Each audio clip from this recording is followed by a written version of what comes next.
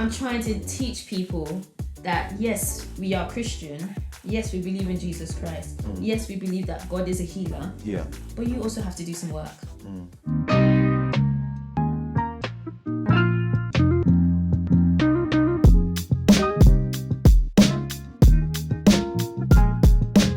Welcome to EightSeven, Vanessa. How are you today? I'm good, thank you. How are you? I'm good, thank you. To those who don't know you, how would you describe yourself in 90 seconds? I'll start off with saying I'm Vanessa Dirwai.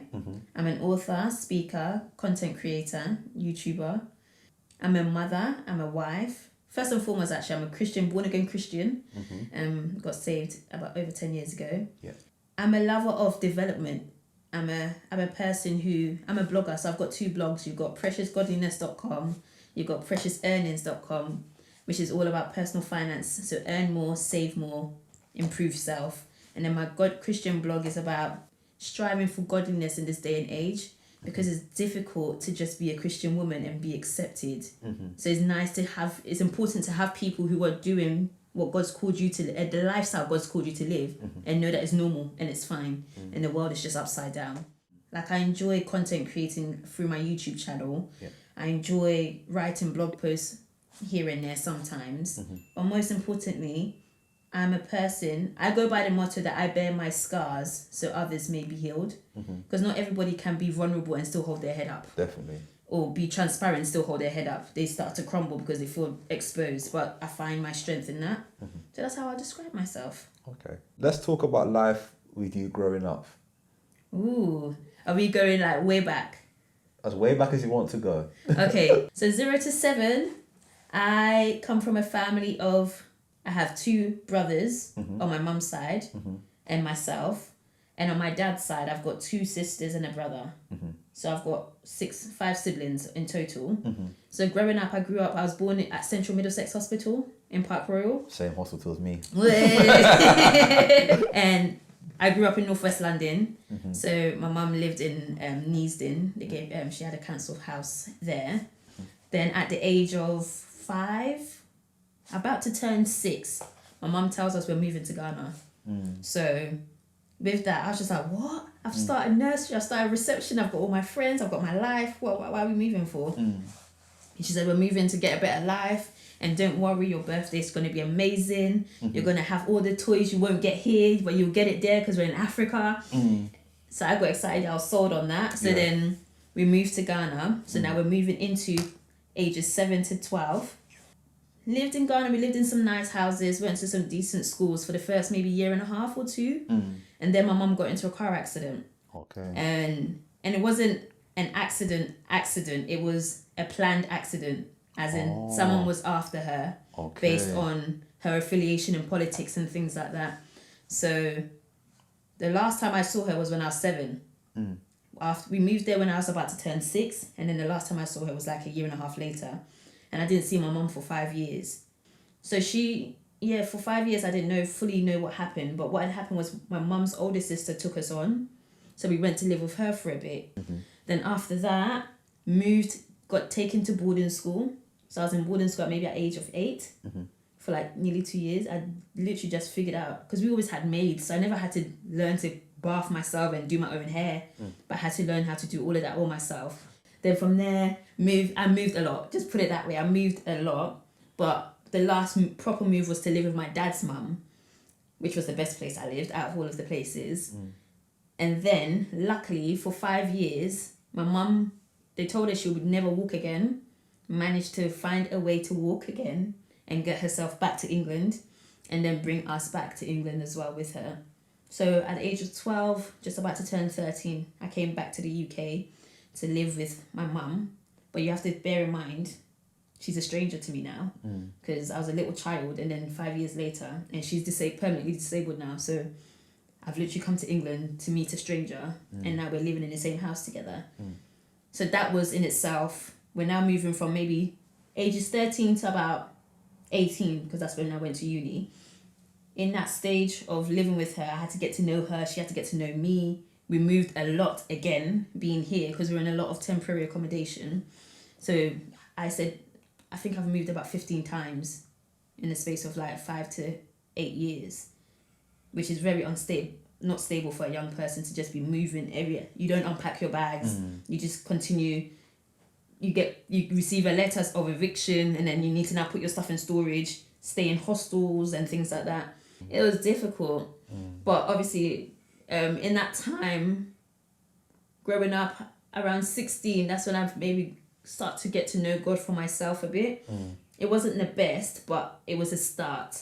So in that time, I started going to a different church to my mum, and that's when I started building my relationship with God myself. And with that, 2 years later, I went to uni, and then all my relationship I built on the floor. Like, literally, uni just changed everything. Now, today's video is in partnership with a hot new brand that you should know all about, and their name is Buttah Box. Now, Buttah Box is a gift box of delectable African snacks. It contains all your yummy favourites, such as plantain chips, roast groundnuts, chin chin, and the ones that take you all the way back, like coconut candy, koro koro, and kuli kuli. Now, there are 5 box options to choose from, ranging from the Vexi Moni box all the way up to the Owambe box, which is suitable for larger groups. Head over to butterbox.com to order your box today. Who were the people you looked up to growing up? If I have to think about somebody right now, it will probably be my auntie and her husband, because there's not many people in my family that are married. They're married, they've built businesses, they're united in their marriage, they're hardworking. So those are maybe like the couple in my family that I look up to. In terms of like people in general, maybe my pastor, a few of my pastors I've had. In terms of marriage, for example, my first pastor I had, his marriage and his life inspired me to want that. Whilst before, even when I was young, I didn't want to get married or anything like that. I didn't have I never had dreamed of my wedding dress or say like things typical girls think about. Didn't have any of that. But in seeing his marriage in a Christian household and how he's raising his kids, that inspired me as well. So yeah, I'll say those 2 couples will be my inspiration as of now. What inspires you and empowers you to do the stuff you do? God inspires me a lot, because I genuinely believe that people are fake a lot, but sometimes people are not fake. They just don't know how to share without feeling violated or reliving what they've been through. And God's given me the gift of being able to do that. Like, I can share my story, I can share my testimony, and it's not that painful for me anymore. God gave me a word that there are so many young women crying themselves to sleep, because I used to cry myself to sleep. And I had nobody to talk to. And I had no one I felt that I wanted to talk to on top of that. So with that, I feel like God's given me the gifting to be that gap, or to be the person that person can speak to, or I can speak into life into them. Because everyone has their gifting, everyone has their calling. My calling is to speak life into others. So that young girl doesn't need to go to sleep crying anymore, because she's found her healing. Because there are many Christian women who are still hurt and broken. And they need help too, because some people be like, oh, you got saved, you should not have no problems. It's like, Christianity doesn't work like that. You go through this journey, you go through the process, you go through sanctification of God cleaning you up, which will require you to do some work for yourself. And I want to help you do that. One of the things you've done recently, this is your book that's come out now. Here's our book. I'll show everyone that's our book. You've written a book. Yeah. And first thing I want to ask is, why have you written a book now? I was supposed to have written this book 1.5 years ago, but my own disobedience slowed down the process. Because God told me to, in 2019, I'll say that year was a year of pruning, in terms of God was really drawing things out of me, like things. Because when you're a Christian for a while, you just become so used to, hello, hallelujah, you know, Lord Jesus. You play the role of a Christian, but you're not doing the deep work anymore. Because you've become so accustomed to the Christian jargon and the Christian lingo and the Christian lifestyle. Yeah.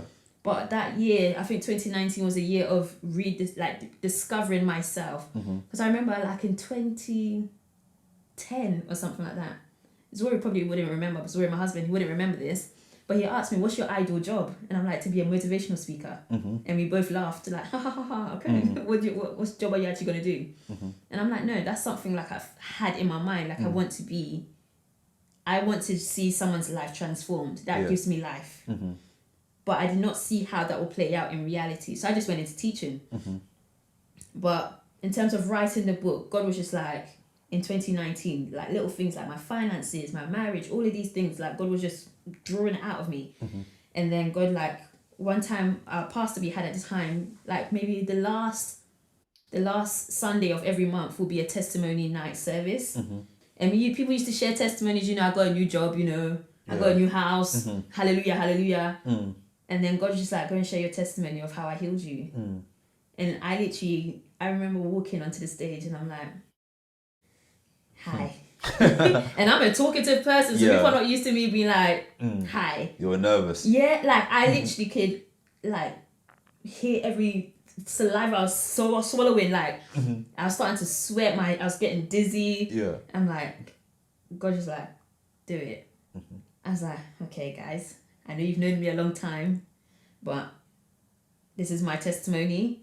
I was raped when I was at this age, I was sexually assaulted at this age, I was this at this age. And then everyone's sitting there like, oh, you. And then I just left the stage and God was like, good. Well done. Well done. And there's about 4 or 5 women that came to me after that. I was just like, I've been through that. And I'm like, I never knew that. How have you dealt with it? I haven't dealt with it. I've just ignored it. I haven't dealt with the pain or the trauma I've been through. I've just ignored it. And they're saying, oh, thank you for sharing because I know there's hope. I know there's hope on the other side. And from then, God was just like, write a book.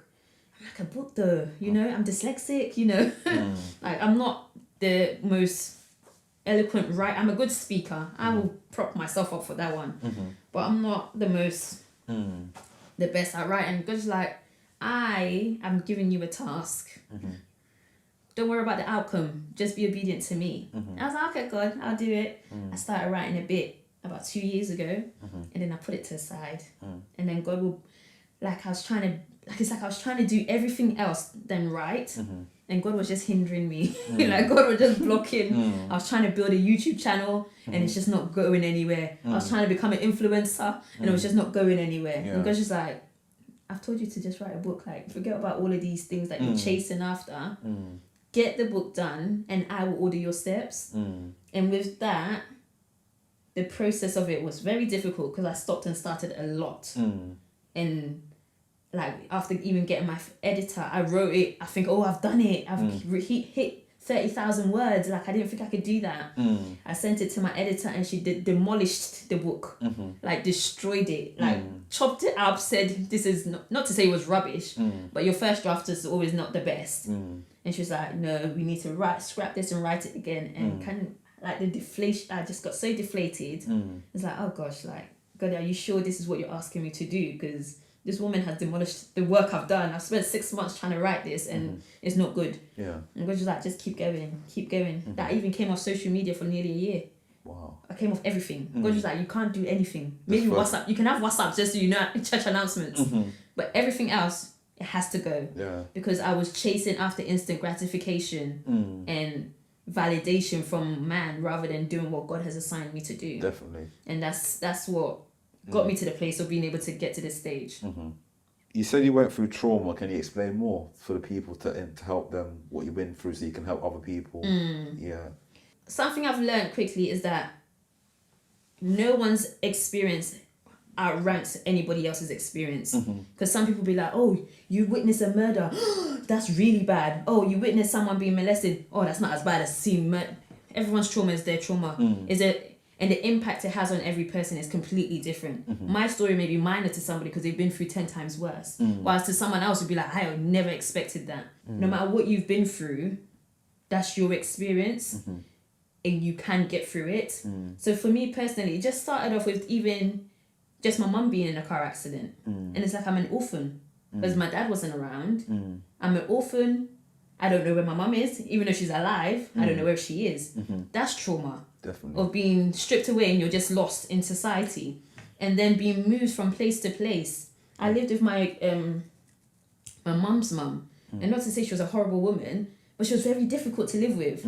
Like, very difficult as in, like, I'm having to pick seeds out of Scotch bonnet kind of difficult. And having that burn my hands. And having to cook. And I'm only, 9 years old. And not to say that that's a bad thing. But it was very difficult living there. And then being moved around and around. So that's all the rejection of being passed around in a way, because like, oh, I can't have her for too long, let me send her here. Oh, I can't have her for too long, let me send her here. It wasn't a nice feeling. Yeah, it's just a rejection, and sometimes people don't process it. I didn't process it until I got a lot older. Yeah. I just took it as that was just my life. And sometimes it's only when I start sharing with somebody, someone's like, oh, you really weren't given affection, were you? I was like, not really. My mum don't really hug me no. Like no one was just like, oh, I love you, or I care for you, you're okay, you're accepted for who you are. I never had any of that. Wow. So it's like, I never processed that as a bad thing, to be honest. I processed it as, that's just how life is. Like, it's not that deep. Definitely. No one has to tell you they love you.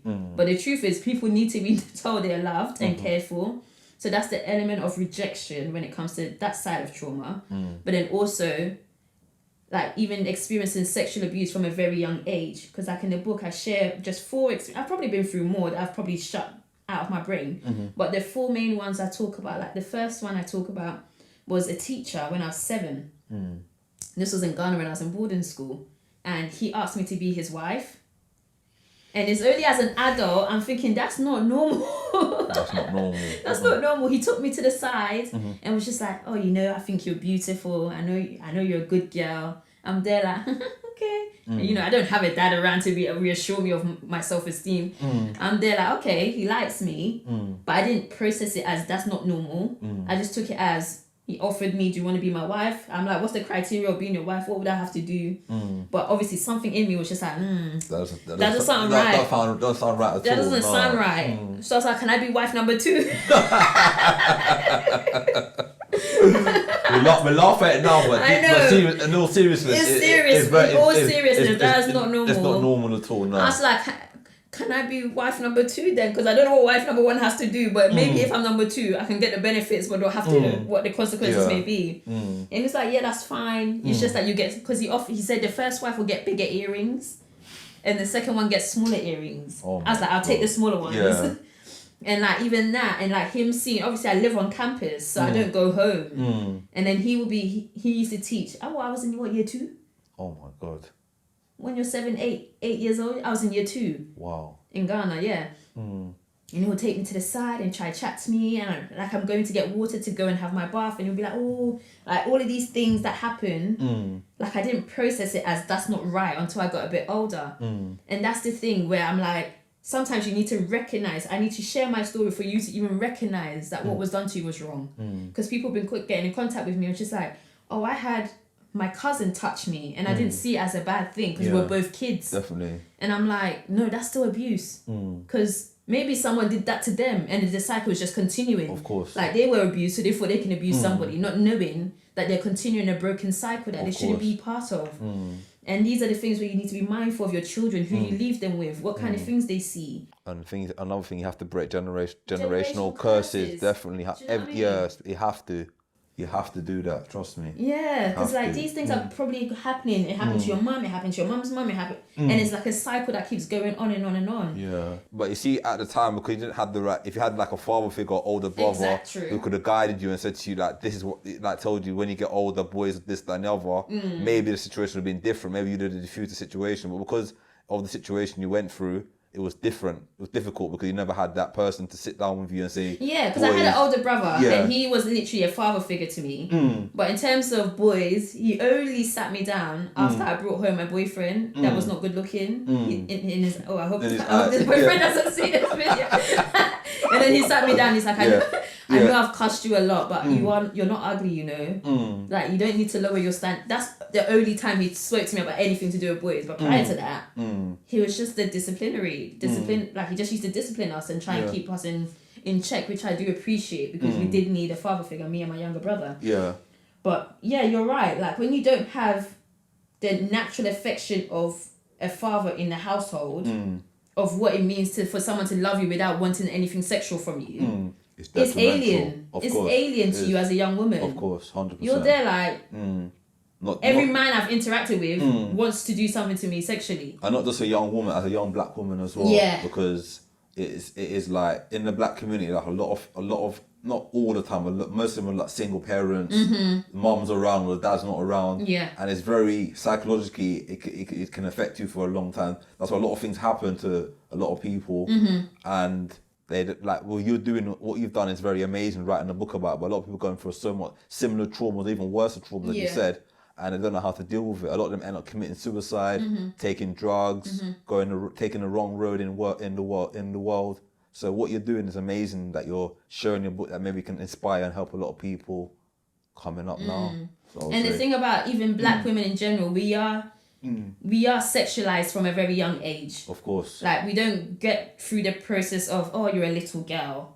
Like, black women are sexualized, and sometimes, like, there's that woman, Sarah, I can't remember her full name, but she was like a South African woman who had like a really big bum or something like that, and she was shipped to the UK or to the Western world for men to just parade on her and just look at her like she was an animal or something, because her figure was different to maybe a westernized English woman. So young black women being sexualized is something that runs in society, and the fact that our cases are not talked about. You have the black culture of keep your mouth shut. Like, I've had people share their story that they got pregnant at 11 and they were raped by a family member. That child, she was told to hide until she had a baby, and the baby was taken back to Jamaica. Wow, that's mad. Can you imagine at 11 years old? That's not. And it's a family secret. So it's like all of these things, like it's so taboo to talk about your experience, or even talk about it but not being believed. Like, oh, it's not a big deal. Oh, it was just a kiss. He just kissed you. It's not a big deal. Get over it. It is a big deal. That's the thing. But it's like how we treat experiences. Like, people don't feel comfortable enough to even share that this is what I've gone through. Or even tell their parents. Exactly. They feel that if they tell their parents will look at them and say that you're ashamed. You're bringing a shame of the family. Exactly. They don't look at it like, you know what, this is very serious and we need to deal with it. Like a family, we have to sort it out and deal with it. So these things the parents need to do better. That's the thing. Because what people don't realise, a lot of people have this mentality that sexual abuse is done by a stranger dragging you into a bush and beating you up. It's not. And 95, if not more, % of rape and assault and sexual abuse is done by people you know and trust. People, of course. People you know and trust, family, friends, cousins, neighbor, person, your babysitter, like the person, like all of these people. And I think even now, as an adult, I've become very paranoid. I'm not leaving my children with random people. Like, I just won't do it. Like, I'd rather not. Like, I just won't. I was even saying, like, if in the future I have kids, I will not hardly put them on social media. I'm scared to do that. That's the thing. I wouldn't do it because there's too many weird people on social media. Yes, that's the thing. Like, people put their baby bathing them, and then it's like trying to block them out. It's like, you know, there's apps to remove that. And even putting their school uniform. Online, people putting their kids in their school uniform, and the school they're going to, the badge. Yeah. No. I took a picture, but I covered the badge. Yeah, that's better. But what with the school uniform or school they go to, you have to be careful. You have to be very careful. Yeah. Because it's scary. And especially when people become so comfortable with you online, where they think it's like a phantom friendship. Yeah. It's like one-sided, and you genuinely, because you know my life, you think you know me. You don't. And before you know, you're standing outside my child's school trying to collect them. No, that's not right. No. Do you know? So yeah, that's what, like, my story of just experiencing all of these different sexual abuses and that's the effect it had on me, on my self-esteem, just even being bullied and being overweight and being dark-skinned. I talk about all of these things in my book, of just even colorism in the black community. Like, if you're dark-skinned, you're not pretty. And if you're dark-skinned and fat, is not your story's over. It's true. So it's all of these things and impact it has on a young woman. And then how you, even when you even decide to become a Christian, battling through the impact it's had on you.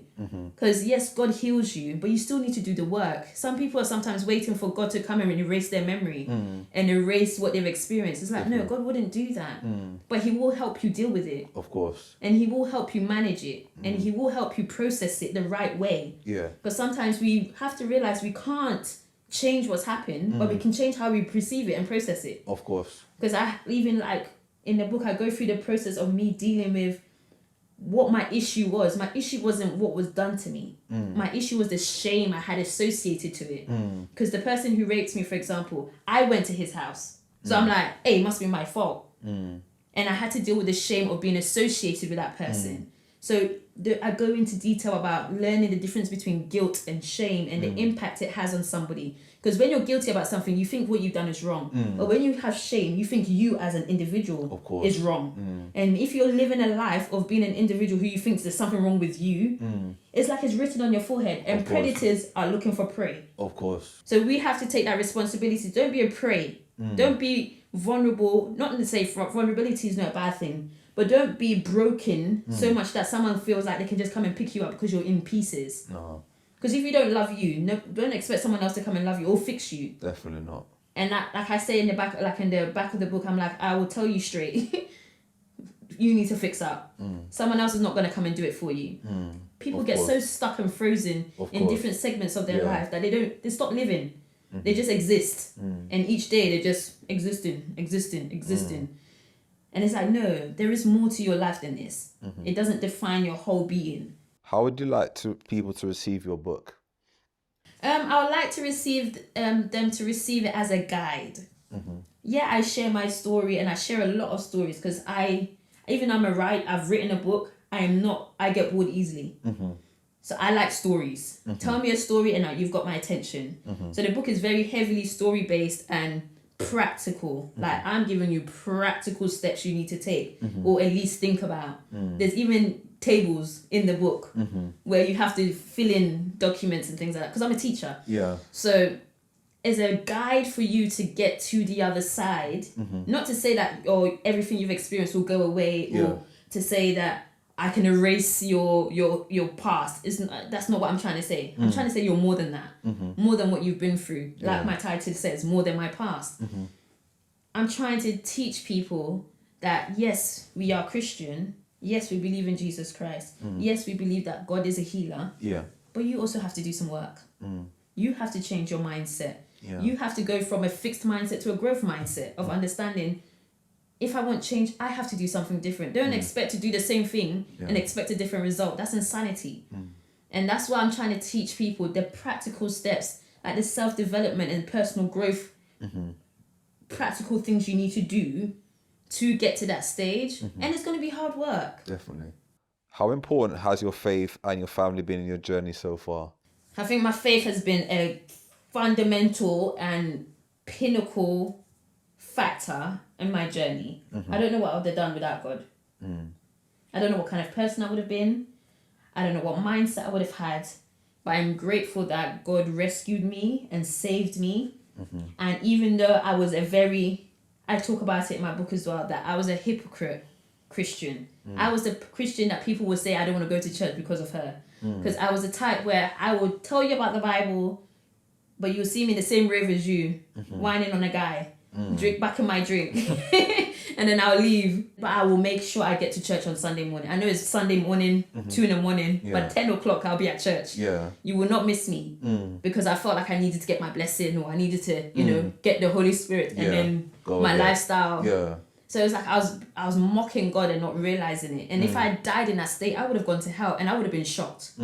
I would have been shocked and I would have been one of those people that would have said, Lord, did I not do this in your name? Because I went to Bible college. Can you believe it? Like, to study theology for a year. Yeah, I'm still in a club. Raving and talking to guys and doing all of these things that do not glorify God. And it just, my two lives did not make any sense. So like my journey of like, even having my ups and downs in my walk, and then in maybe 2010, late 2010, that's when I was just like, God, I actually want to live for you, I just don't know how to. Because that's another danger of your intention may be right, but if you're in the wrong environment, it's still not going to work. It's not going to help. It's not going to help you at all. Like, because the church I went to, I used to go raving with the people I went to church with. So it was like... they're not good influence on you anyway. They'll just like, they used to have house parties. Like, a lot of them were like Angolan, Congolese, Portuguese. So they used to have a lot of parties, and I used to go to them, and then we'll all bring ourselves to church. So you can have the right intent, right? God can convict you, but if you're in the wrong environment, then it's just a waste of time. That's the thing. So even that process, I'm like, God, I actually want to live right for you, but I need to be in a place where I can live right for you. And God was just like, okay, good. I went to India to teach, and when I was there, that's when God was just like, if you're going to live for me, you better make that decision now. Because some people think, oh, I can always come back to God. But you don't know how far your sin will take you or how long you'll be there for. Of course. And people think, oh, I've got the willpower to just bring myself back to church whenever I feel like it. Don't be taking them dangerous risks Life with is God. too short. Life is too short.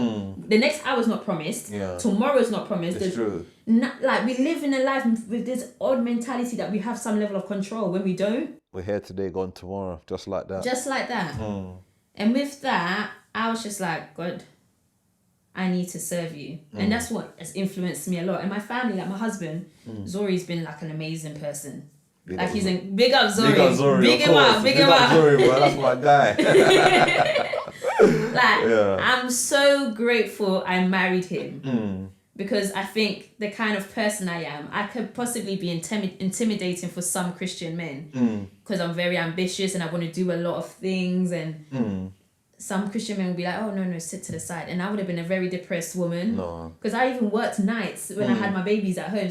Some wives are happy to just stay at home. But I was like, no, I need to do something. I have to build something. I need to, do you know what I mean? I'm constantly... That shows that you have the inner drive. Yeah. You have the inner drive that wants a career, you want to be successful. Yeah. And that falls onto your husband, and that falls onto your children as well. Yeah. That you're showing them from young, if you want to work hard and want to be successful, you have to work. And put the sacrifice and the dedication into everything you want to do. What impact would you like this book to have? On my blog, I've put down that I want to help 100,000 women not cry themselves to sleep anymore because they've done the work and they've healed. And I think this book is the starting point that some women will read this book, they will cry because they're going through the healing process, but they'll get to the other side and they won't have those tears anymore because that's a chapter they've closed. Because they've done the work. And that's the impact I want it to have. I want women to read this book and be like, I'm driven to do something. I want to do something different with my life. I don't want to be angry anymore. I don't want to be bitter anymore. I don't want to be always in drama because I just want to find something to do in my life. I don't want to stay with a man because I'm so insecure about who I am or my worth. I don't want to be abused anymore. So these are the things that I just want someone to be like, I want different for myself. And I know God has already provided it. I need to now receive it. Amen.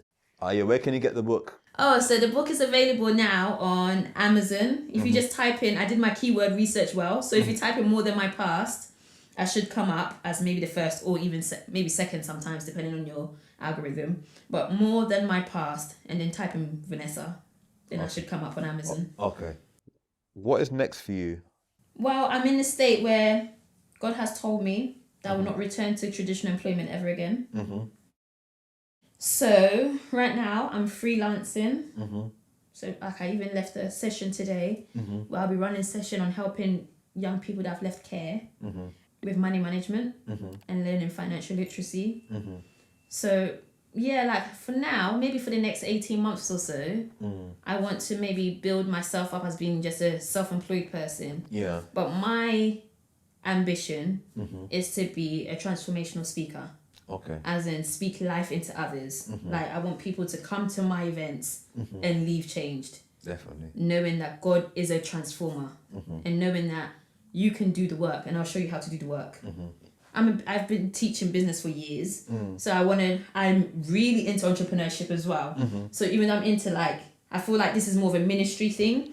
But also the entrepreneurial side of mums, is difficult after you have children, making money. Even if you're married and you're in a 2-parent salary household and then it goes to one, that's what 30k gone. It's hard. But then you have more bills because childcare. For me to go back to work, it would have cost me maybe £160 to leave my house. Oh my gosh. Can you imagine? Leave my house, it will cost me £160 to put my kids in nursery.